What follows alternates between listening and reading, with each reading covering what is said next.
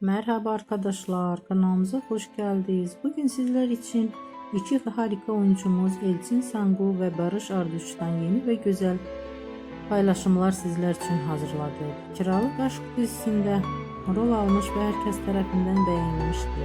Biz de sizler için onların güzel ve romantik karelerini hazırladık. Bu videoların devamlı gelmesini istiyorsanız kanalımıza abone olup yorum yazmayı unutmayın. Böylelikle